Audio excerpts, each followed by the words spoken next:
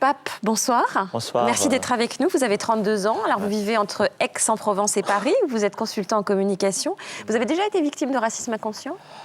Oui, je dois avouer que tous les jours, malheureusement, on est victime de ces maladresses qui se jouent au niveau du langage. La plupart du temps, le raciste ne le dit pas clairement. Ce n'est jamais quelque chose d'avoué. La preuve, si on les enregistre et qu'ils se mettent à parler et qu'on leur dit « c'est vous qui avez dit ça », ils le nieraient tous. Donc à partir de ce moment, effectivement, le racisme inconscient se structure dans le langage, je dirais. Comme quoi ?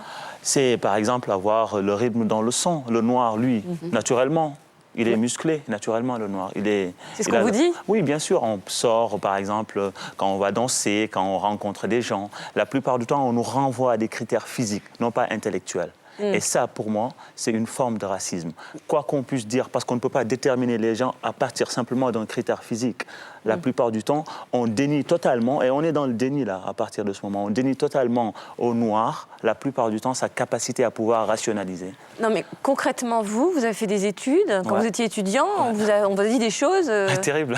Comme quoi ? Oui, par exemple, quand je suis venu à la fac, j'ai fait à la base des études de philo, et donc c'est mes potes qui me disent...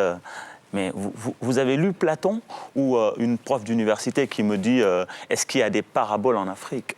Mais c'est de la curiosité aussi. Il n'y a pas des gens qui vous font des remarques parce qu'ils ne savent pas et c'est juste de la maladresse. C'est ça le problème. Par exemple, ce monsieur qui me dit d'où tu viens, je lui fais du Sénégal, il me dit ah ben tiens, je connais un ami qui s'appelle un tel au Sénégal, tu le connais ? Ma réponse naturelle est de dire ben oui, je le connais. Mais alors, tu dois connaître Jean-Philippe. Je l'ai rencontré. Il me regarde en me disant, mais... Et il se rend compte justement qu'il vient de réaliser l'absurdité de sa question. C'est que je dois connaître dans mon village, dans mon baobab, quelqu'un qui s'appelle un tel. Et c'est comme ça. En même temps, ce que vous dites, que vous illustrez merveilleusement bien, c'est que le racisme, pour grandir, pour s'installer, je dirais même pour s'incruster, a besoin de l'ignorance. Tout ça ne sont que des marques d'ignorance. Ça veut dire qu'il ne faut pas s'énerver quand on nous dit des phrases idiotes, il faut répondre gentiment. Quand vous dites, voilà, et Jean-Philippe, vous le connaissez, justement, toutes ces petites phrases, le racisme, disiez-vous, se construit par le langage, mais il se déconstruit aussi par le langage. Et c'est pas se braquer qui va résoudre le problème du racisme, c'est relever, noter, en rire. Et on peut comprendre aussi la colère. Ah oui, clairement. Bien sûr, on peut la comprendre. S'il y a un moment donné, la 50e fois que vous avez entendu la même question et son absurdité, ça peut mettre en colère. Parce que tous les jours, Pape, on vous demande d'où vous venez ? Ben, quasiment. À chaque fois quand on vous présente une personne, la question il enchaîne ça, c'est hallucinant. C'est-à-dire, c'est tout le temps, d'où venez-vous ? Comme si le fait d'être français implique nécessairement une question de pigmentation. Aujourd'hui, vous êtes donc consultant en communication. Ouais. Vous habillez... Fashion. Comme un consultant en communication. Comme un consultant en communication. C'est bon, c'est terrible, hein, ça. Ouais. Mais est-ce qu'aujourd'hui, ça vous arrive encore, ou je ne sais pas, quand vous êtes en costume, d'avoir des réflexions ? J'ai des anecdotes, c'est quand même terrible. Tout le temps, je raconte ces choses-là. Ah oui. J'entre dans une agence pour demander du travail. Je me trouvais beau, bien sûr, et tout. J'étais habillé et tout. Et en costume et tout. Je m'installe, je viens poliment et gentiment m'adresser à la femme qui est à l'accueil. Elle m'a dit, vous venez pour remplacer l'agent de sécurité qui est là. C'est-à-dire que... Mais alors, dans l'inconscient collectif, que les Noirs le sachent, s'ils portent un costard, quel que soit le prix, ben c'est un agent de sécurité. C'est terrible. C'est vrai. Je voudrais revenir sur les idées reçues, justement, aidez-nous à les déconstruire. Pourquoi est-ce qu'on dit que les Noirs ont le rythme dans la peau ? Parce qu'ils ne peuvent pas être du côté de la culture, ils peuvent être du côté de la nature. Donc comme ils sont du côté de la nature, et comme tout l'imaginaire a montré, rappelez-vous du temps de l'esclave où on voit le noir ramasser le coton en chantant. D'accord ? On l'a tous en tête ?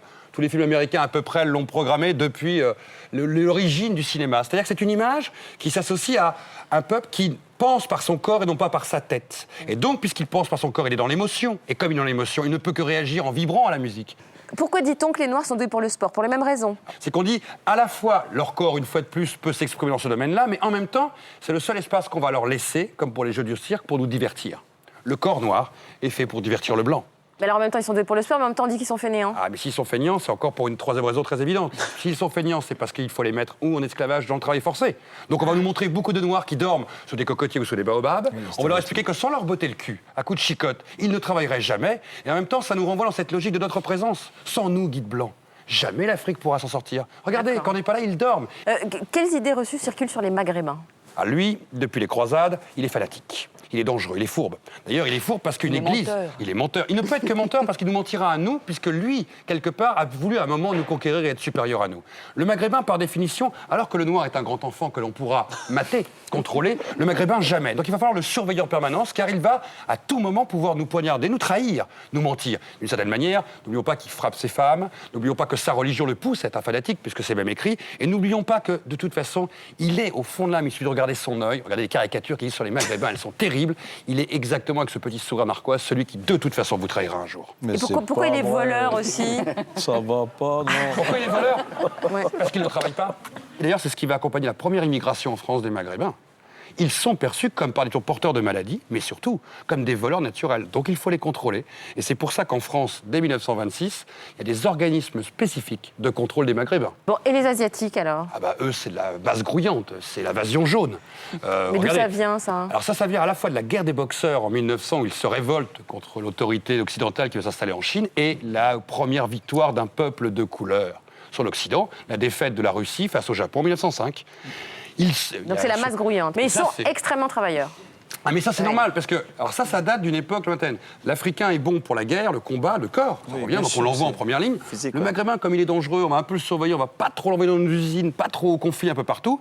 Et puis quand les Asiatiques viennent en 1914, on dit bah eux, de toute façon ils savent pas se battre. La plupart des Indochinois qui sont venus se battre pour la guerre 14-18 ne se sont pas retrouvés au front, se sont retrouvés dans les usines. Mais c'est marrant parce qu'aujourd'hui, il n'y a pas vraiment un racisme anti-asiatique. Ah bah, on le croit. Claire, si. Je perçois un racisme anti-maghrébin, anti-noir, Sûr. mais la discrétion des Asiatiques, Ah, vous venez de le dire. Et ben c'est typiquement ça. Tant qu'ils vivent cachés, qu'ils revendiquent pas, qu'on les voit pas, ça va. Mais le jour où ils s'installent dans le 11e et qu'ils occupent toute une rue, d'un seul coup, c'est l'invasion des jaunes. Et on reprend les Ça mêmes revient. discours de 15 Ouais. siècles Voilà. plus tôt. C'est